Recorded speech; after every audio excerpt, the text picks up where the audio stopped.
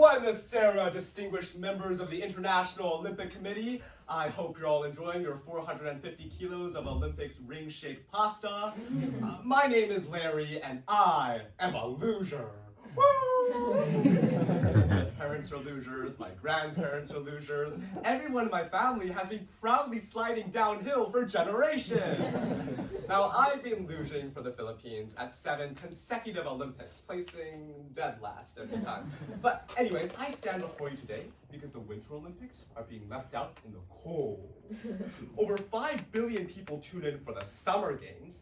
Run, don't drown, flop like a kangaroo. But only 2 billion tune in for us. What in the frozen tundra is wrong with humanity?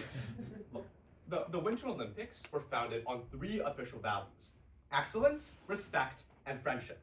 Tonight, I offer a few modest proposals to advance these values and prove supremacy over our sunburned counterpart. Now, first, the Winter Olympics are the truest embodiment of human excellence. So, why spend 12 hours a day of curling? Curling?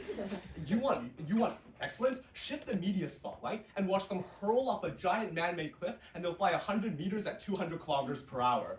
Freeze a skate park, put it on a mountain, and then name every trick after frat boys. Ski lifts broken?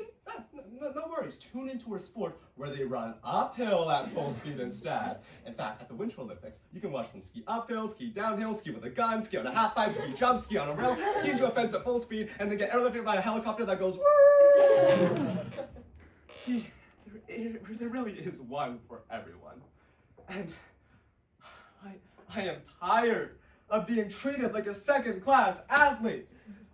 Looked down upon by the runners, down upon by the swimmers, down upon by the beach volleyballers. That's not even a real sport. That's a commercial for bikinis.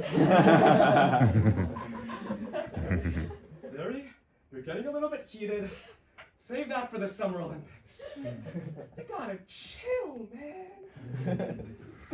Next, the Winter Olympics truly embraces respect. Respect for the rules, respect for fairness.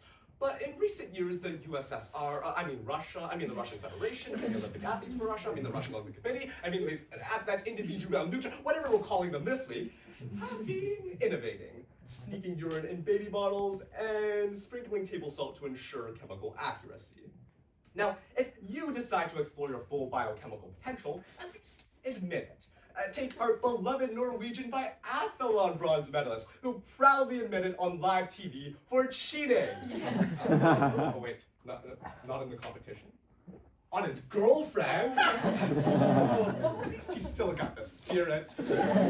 Now, some of you have proposed for us to increase the stringency of our testing process, like placing officers on the ice to monitor suspicious behavior. Now, these ICE officers, Harry's still got to figure out his visa. He's sliding on thin ice here. But anyways, that's why I say, just let everyone compete. Back on my first Rouge Olympics, everyone took drugs. The Chinese, the Americans, even the judges took drugs. And sure, the Russians drugged their 15-year-olds with trimetazidine, accidentally mixed in with their grandfather's medication, and trained them so hard they exploded like fireworks and had to medically retire at 18. But hey, at least the drama's good. Plus, when I was on drugs, the Russians taught me how to do this. Wow! Maybe I should have been a figure skater instead. So let's rush in the drama. In fact, let's provide free injections to all athletes under the equal opportunity model. Because nothing says respect like a perfectly level playing field. They can choose to get their injections anytime and anywhere. The figure skaters, they'll get those in the quads. The losers, we'll get them in a mess. The ski jumpers, well, as Milano Cortina taught us, they've been getting their injections nowhere. At the end of the day, the Winter Olympics are all about friendships, because nothing brings people together like taking 195 nations with centuries of bloodshed and making them trade pins and be nice. But the spirit of friendship is not just felt at the rink or on the hill, but also in bed. In fact, the athletes take friendship so close to heart, they take it straight to the free Olympics-branded condoms we've so proudly provided for the past half-century. And still, Milano Cortina ran out in 3 days. 3 days! 10,000 condoms for 2,800 athletes over 3 days works out to barely 1 a day per person. No wonder the athletes weren't performing at their full potential. Now, the Summer Olympics tried to curtail the friendships by providing cardboard beds. So the moment any relationship gained weight, the bed refused to carry it.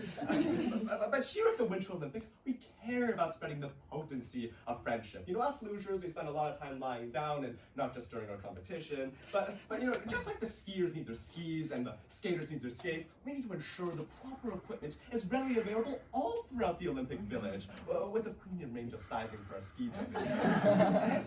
Just like the great, benevolent, visa-granting king, Mr. Trump has made America a friend of the world and stopped 6 or 7 or 23 wars. We need to create friendships between athletes from the great nation of America and other countries like Cuba and Venezuela and Greenland and Iran and hell, even Canada. Oh, sorry, I mean the 51st state. Because at the end of the day, the Olympics have 5 rings, but we know the athletes need more. Because in a world where nations argue, divide, and massacre each other, the Winter Olympics really brings people across borders and bedrooms, reminding us there is still a human experience worth sharing.